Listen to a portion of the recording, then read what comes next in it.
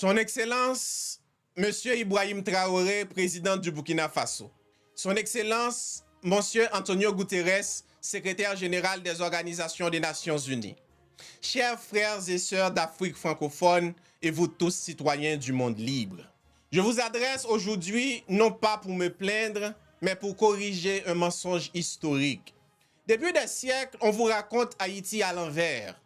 On vous parle d'échecs, de misère, de violence, mais jamais du courage, de la trahison, et ni du prix qu'on a payé pour être libre aujourd'hui.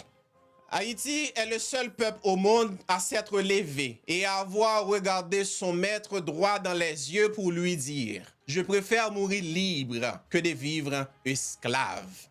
Et ce jour-là, le 1er janvier 1804, l'ordre du monde blanc a vacillé. Les puissances coloniales ont eu peur. Et alors, elles se sont liguées, non pour nous saluer, mais pour nous punir.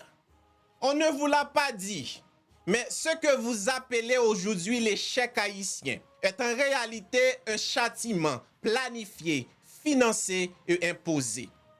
Aujourd'hui, je viens vous révéler ce que l'histoire a effacé. Pas pour réécrire le passé, mais pour une fois, le monde entier entend la vérité depuis la bouche d'un Haïtien. Ce que vous allez entendre, ce sont des faits, des actes, des décisions politiques, militaires, économiques prises par les puissances impérialistes, notamment la France et les États-Unis, qui expliquent pourquoi Haïti a été volontairement maintenu à genoux. Chers peuples frères du monde libre, Thomas Sankara a dit, et je cite, « L'esclave qui n'est pas capable d'assumer sa révolte ne mérite pas qu'on s'apitoie sur son sort. » Cette phrase a pris tout son sens, non pas en 1981, quand il était encore capitaine, mais en 1803 à Saint-Domingue. Quand des hommes noirs, des esclaves venant d'Afrique, comme Jean-Jacques Dessalines, Capois-Lamort, Henri Christophe, ont pris les armes, les machettes, les pierres et ont osé répondre à la barbarie par la révolte. Le 18 novembre 1803, à Vertières, dans le nord d'Haïti, ils ont infligé une défaite humiliante et historique à l'armée française. L'armée la plus puissante, la plus équipée, la plus arrogante de l'époque. Ils ont combattu au corps à corps face à des canons, des baïonnettes, des fusils et ils ont gagné.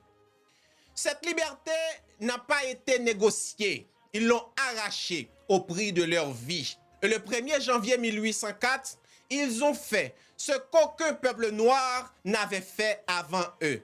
Déclarer une indépendance arrachée dans le sang contre un empire blanc.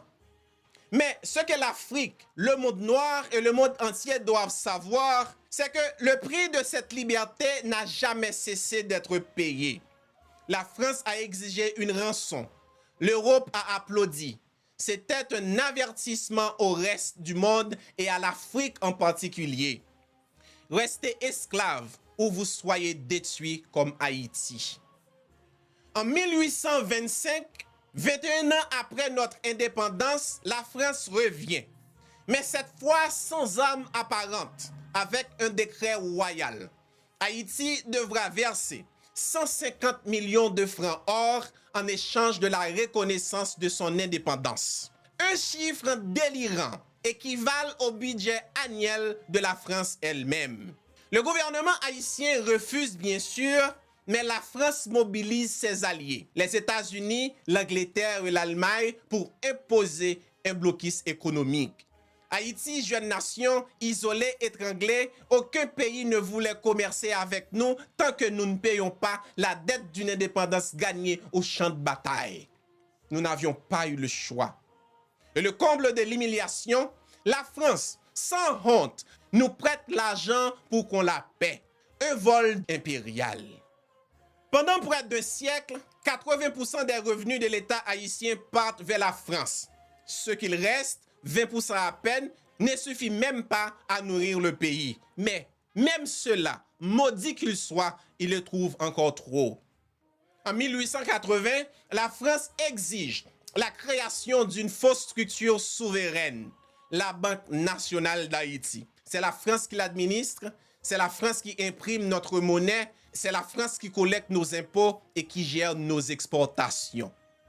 L'argent du peuple haïtien tiré du café, du sucre, du cacao ne reste jamais en Haïti. Il prend officiellement, légalement, froidement le chemin de Paris. Et quand la France sent sa domination menacée, elle invite deux autres bêtes sauvages à la table. En 1910, elle fonde avec les États-Unis et l'Allemagne la BNRH, Banque nationale de la République d'Haïti. Non trompeur, le siège est à Paris et à New York et Haïti n'a aucun pouvoir réel. On nous prête 9 millions de dollars à travers ces banques, mais on nous demande d'en rembourser 12.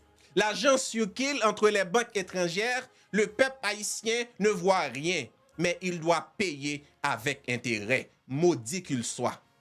Pour justifier leur présence, ils créent une instabilité déguisée. Entre 1900 et 1915, 7 présidents haïtiens sont renversés au gré des intérêts impériaux. Chaque président soutenu par une puissance est saboté par les deux autres. Haïti devient un pion sur un échiquier géopolitique, un laboratoire de pillage. Mais ce qui allait produire en décembre 1914 allait dépasser toutes les limites. Un braquage pur et simple en plein jour par une puissance étrangère dans notre capitale, Port-au-Prince, Haïti.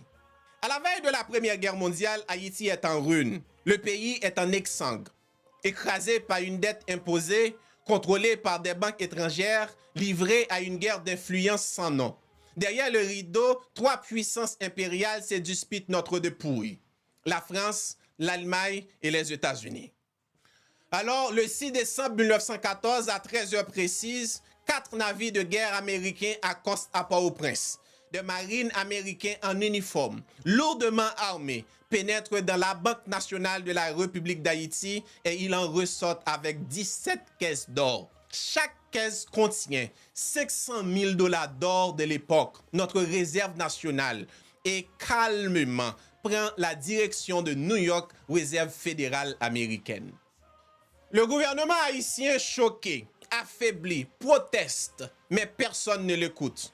Aucune nation ne condamne, aucune sanction internationale, aucune enquête. Ce jour-là, Haïti ne perd pas seulement son or, mais il perd aussi son dernier souffle de souveraineté. En réalité, notre économie n'a jamais été à nous, et ça, c'était pas de notre faute. Peu le savent, mais depuis 1804, Haïti n'a presque jamais contrôlé ses finances. De 1825 à 1947, notre monnaie, nos banques, nos dettes étaient aux mains d'étrangers. C'était qu'en 1947, sous la présidence de Dumassé estimé, que nous avons payé la dernière tranche de cette dette maudite. Sans aide, sans dons, sans assistance de la communauté internationale, avec les menus de nos paysans qui ont offert ce qu'ils n'avaient pas pour réunir 5 millions de dollars et racheter la Banque nationale à la Citibank américaine. Ce jour-là, Haïti a respiré, mais le mal était déjà fait. Nous avons raté le 19e siècle et perdu le 20e siècle, 2 siècles de pillage, 2 siècles de chaos organisé, 2 siècles de retard infligés par des puissances qui n'avaient jamais accepté notre liberté. Alors, on a attendu. On s'est dit que peut-être un jour, l'histoire nous offrirait une nouvelle chance. Et puis un jour, la terre a tremblé.